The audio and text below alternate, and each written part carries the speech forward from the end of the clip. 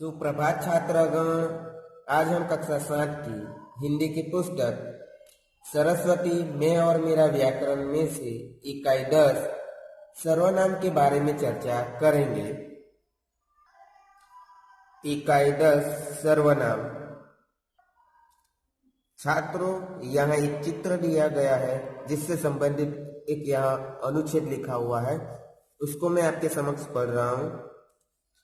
घर से निकलते समय तन्वी ने माँ से कहा कि तन्वी यश के घर जा रही है। क्योंकि तन्वी झूठ बोल रही थी, इसलिए तन्वी ने माँ की आंखों में नहीं झांका। तन्वी की नजरें जूतों के फीतों पर गड़ाए रही। रॉकी तन्वी के पीछे आया।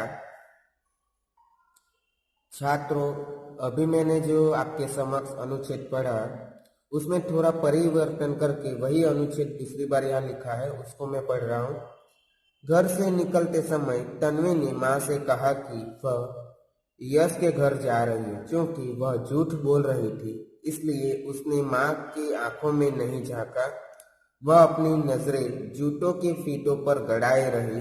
रॉकी उसके पीछे आया। बच्चों, ऊपर मैंने दोनों गद्यांश पढ़े और आपको पढ़कर सुनाया। उसके सुनकर थोड़ा उसके बारे में चिंतन मनन कीजिएगा। सर्वनाम अर्थात सबके लिए नाम, इनका प्रयोग संज्ञा के स्थान पर किया जाता है। उपर्युक्त गद्यांश में प्रयोग किए गए शब्द वह उसने अपनी उसके आदि सर्वनाम शब्द है, क्योंकि इनका प्रयोग संज्ञा नाम के स्थान पर हुआ है। इस प्रकार सर्वनाम की परिभाषा होगी, संज्ञा के स्थान पर प्रयोग किए जाने वाले शब्द सर्वनाम कहलाते हैं। कहने का तात्पर्य यह है कि जिन वाक्यों में संज्ञा का प्रयोग हुआ है उसकी जगह दूसरे प्रयोग किए जाने वाले जो शब्द है वे ही सर्वनाम कहलाते हैं। मैं, हम, तू, तुम, आप, यह, वह, कोई, कुछ, कौन, क्या, जो, सो आदि सर्वनाम शब्द है। अन्य सर्वनाम शब्द भी इन्हीं शब्दों से बने हैं जो लिंग वचन कारक की दृष्टि से अपना रूप बदलते हैं। जैसे रीना नृत्य करती है, रीना का गाना भी अच्छा होता है। रीना गरीबों की मदद करती है। उसमें कुछ परिवर्तन इस प्रकार किया है, रीना नृत्य करती है, उसका गाना भी अच्छा होता है, वह गरीबों की मदद करती है। हिंदी भाषा में सर्वनाम के निम्नलिखित 6 भेद होते हैं। 6 यानी 6। 1 पुरुषवाचक सर्वनाम, 2 निश्चयवाचक सर्वनाम, 3 अनिश्चयवाचक सर्वनाम, 4 संबंधवाचक सर्वनाम, 5 प्रश्नवाचक सर्वनाम, 6 निजवाचक सर्वनाम। छात्रों, अब हम सर्वनाम के भेद में प्रथम पुरुषवाचक सर्वनाम के बारे में चर्चा करेंगे। उससे संबंधित यहाँ एक चित्र दिया गया है जिसमें लड़की कहती है तुम कहाँ जा रहे हो, तो लड़का कहता है मैं उसके घर जा रहा हूं। पुरुषवाचक सर्वनाम में तुम, मैं, उसके, वह आदि सर्वनाम शब्द है जो बोलने वाले, सुनने वाले तथा किसी अन्य के लिए प्रयोग किए गए हैं। इस प्रकार पुरुषवाचक सर्वनाम की परिभाषा होगी, बोलने वाले, सुनने वाले तथा जिसके विषय में बात होती है उसके लिए प्रयोग किए जाने वाले सर्वनाम पुरुषवाचक सर्वनाम कहलाते हैं। कहने का तात्पर्य यह है इस परिभाषा में कि बोलने वाले, सुनने वाले और जिसके विषय में यानी किसी अन्य के बारे में बात होती है उनके लिए जिन शब्दों का प्रयोग होता है वे पुरुषवाचक यानी जिन सर्वनामों का प्रयोग होता है उसे पुरुषवाचक सर्वनाम कहते हैं। पुरुषवाचक सर्वनाम निम्नलिखित 3 प्रकार के होते हैं। क उत्तम पुरुष, उसमें मैं, हम, हमारा, मुझे, मेरा आदि होते हैं।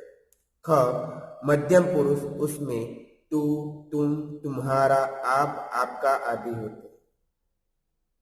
ग अन्य पुरुष में वह, उस, उसका, उन, उनका, उनके आदि होते हैं। उसमें हम अभी क उत्तम पुरुष वाचक सर्वनाम के बारे में चर्चा करेंगे।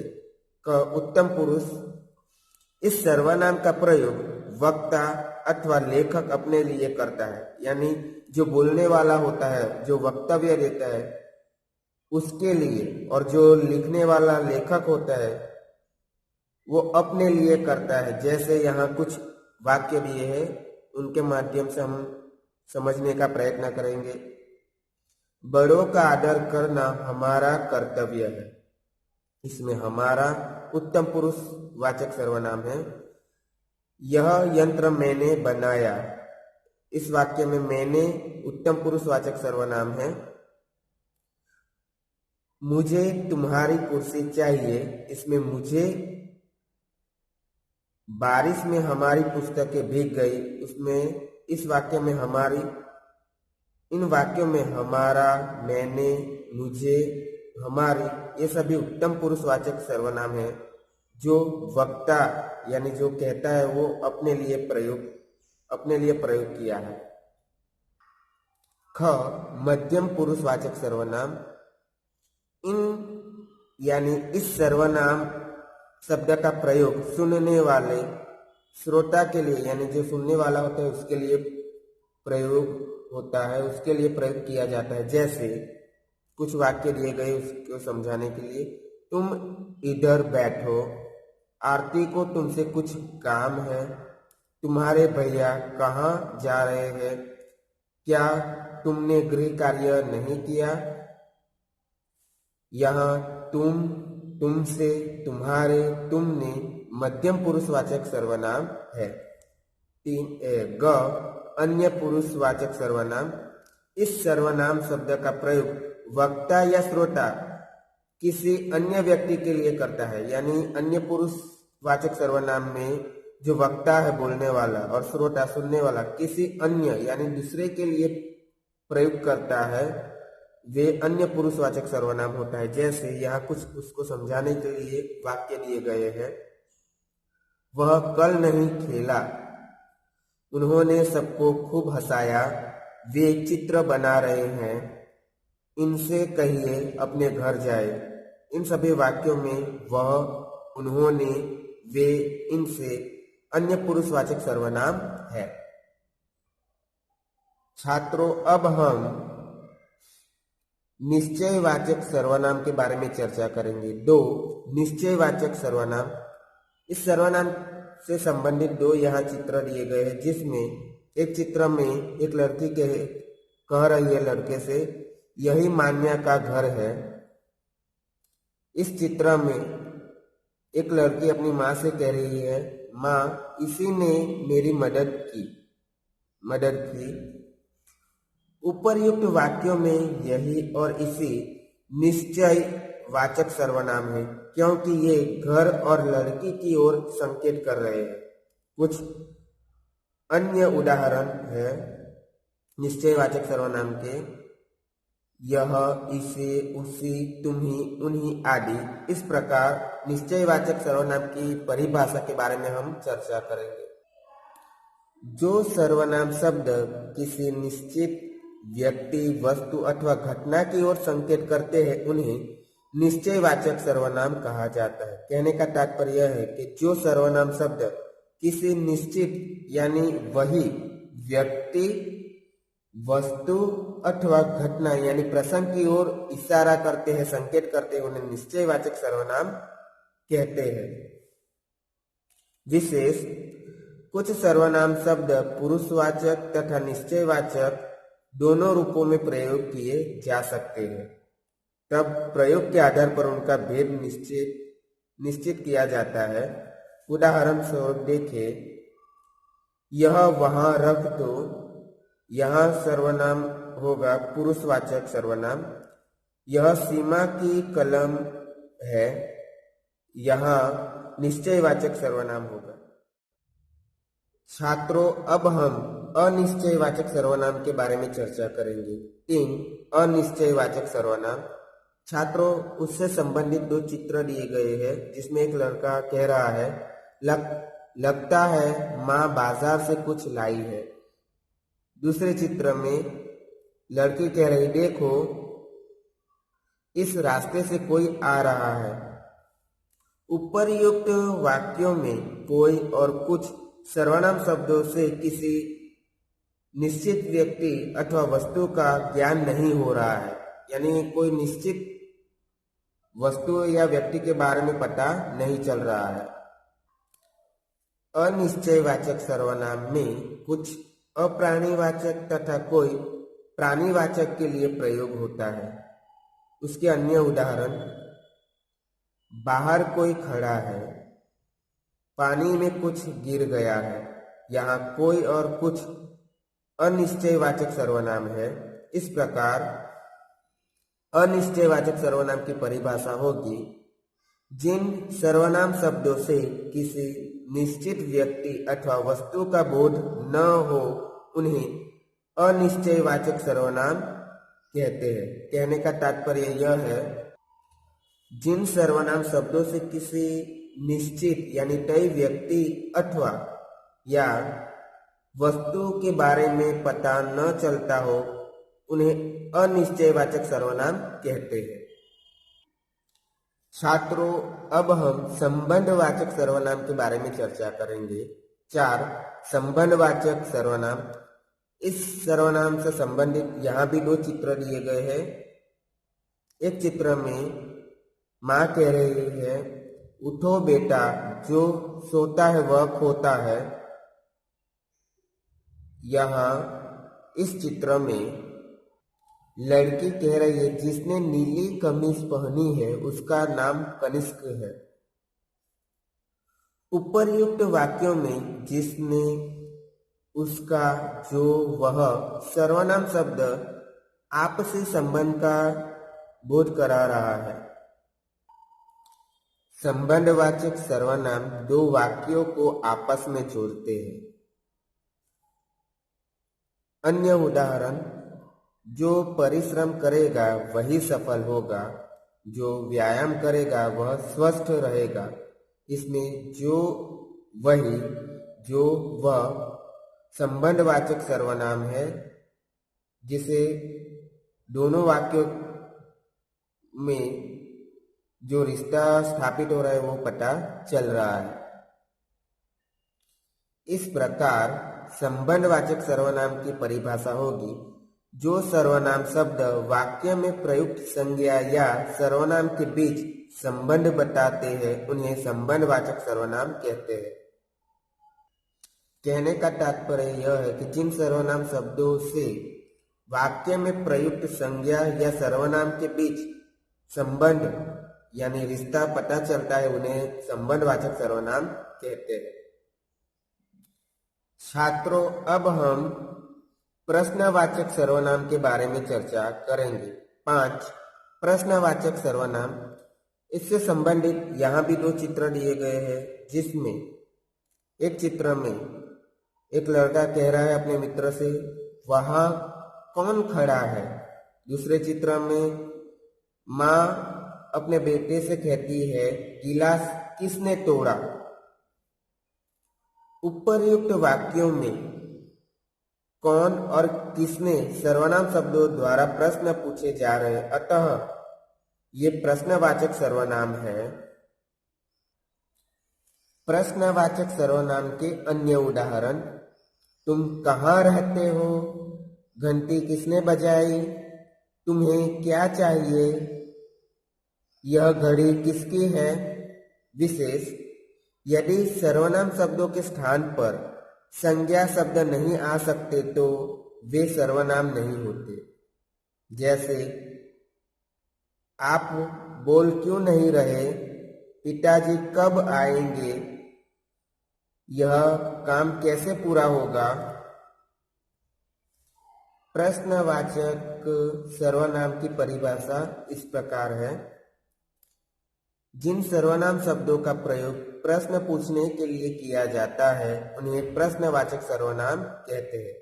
यानी जिन सर्वनाम शब्दों का प्रयोग यानी उपयोग प्रश्न पूछने के लिए किया जाता है उन्हें ही प्रश्नवाचक सर्वनाम कहते हैं।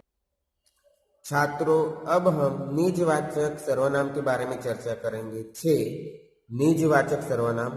छात्रों, उससे संबंधित यहाँ 2 चित्र दिए गए हैं। इस चित्र में लड़की कहती है, माँ मैं अपने आप चली जाऊंगी। इस चित्र में पिताजी अपने बेटे से कहते हैं, बेटा तुम रहने दो, मैं स्वयं कर लूंगा। उपर्युक्त वाक्यों में अपने आप और स्वयं शब्द निजवाचक सर्वनाम है। निज का अर्थ होता है मतलब होता है अपना, और वाचक का अर्थ होता है मतलब होता है बोध। बोध यानी ज्ञान कराने वाला। इस प्रकार निजवाचक का अर्थ हुआ अपनेपन का बोध कराना। आप शब्द का प्रयोग पुरुषवाचक तथा निजवाचक सर्वनाम दोनों में होता है। कुछ उदाहरण। 1. आप कल सभा में नहीं आए थे। यहाँ मध्यम पुरुषवाचक सर्वनाम है, आदर सूचक। 2. आप हमारे मंत्री श्री रमन लाल हैं। यहाँ अन्य पुरुषवाचक आदर सूचक परिचय देते हुए। 3. ईश्वर भी इन्हीं का साथ देता है जो अपनी मदद आप करता है, निजवाचक सर्वनाम। इस प्रकार निजवाचक सर्वनाम की परिभाषा होगी, जिन सर्वनाम शब्दों का प्रयोग कर्ता के साथ अपनेपन का ज्ञान कराने के लिए किया जाए उन्हें निजवाचक सर्वनाम कहते हैं। यानी जिन सर्वनाम शब्दों का प्रयोग यानी उपयोग कर्ता के साथ यानी क्रिया के करने वाले के साथ अपनेपन का ज्ञान कराने के लिए किया जाए, यानी अपनेपन का बोध कराने के लिए किया जाए, उन्हें निजवाचक सर्वनाम कहते हैं। सर्वनामों की रूप रचना। संज्ञा शब्दों की भांति ही सर्वनाम शब्दों की भी रूप रचना होती है। सर्वनाम शब्दों के प्रयोग के समय जब इनमें कारक चिन्हों का प्रयोग करते हैं तो इनके रूप में परिवर्तन आ जाता है। छात्रों, यहाँ मैं उत्तम पुरुषवाचक सर्वनाम की तालिका दी गई जिसमें कारक, एकवचन, बहुवचन किस तरह सर्वनामों का प्रयोग किया जाता है उसके रूप दिए हैं, एकवचन और बहुवचन के रूप। छात्रों, यहाँ तू, तुम मध्यम पुरुषवाचक सर्वनाम की तालिका दी गई जिसमें कारक, एकवचन, बहुवचन। कारक के साथ एकवचन में और बहुवचन में सर्वनाम का किस तरह प्रयोग किया जाता है उसकी बात बताई गई है। वह अन्य पुरुषवाचक सर्वनाम। छात्रों, उसकी भी यहाँ तालिका दी गई है। कारक, एकवचन, बहुवचन। कारक के साथ सर्वनामों का प्रयोग एकवचन में कैसे होता है और बहुवचन में कैसे होता है वो बताया है। छात्रों, यहाँ यह निश्चयवाचक सर्वनाम है, उससे संबंधित यहाँ भी एक तालिका दी गई है। कारक, एकवचन, बहुवचन।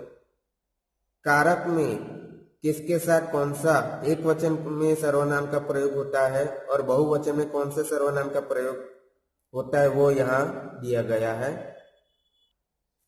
कोई अनिश्चयवाचक सर्वनाम। छात्रों, यहाँ भी एक तालिका दी गई जिसमें कारक, एकवचन, बहुवचन। यानी अनिश्चयवाचक सर्वनाम में कारक के साथ एकवचन में और बहुवचन में किस सर्वनाम का प्रयोग होता है वो यहाँ दिया गया है। जो संबंधवाचक सर्वनाम। छात्रों, यहाँ भी उससे संबंधित तालिका दी गई है। कारक, एकवचन, बहुवचन।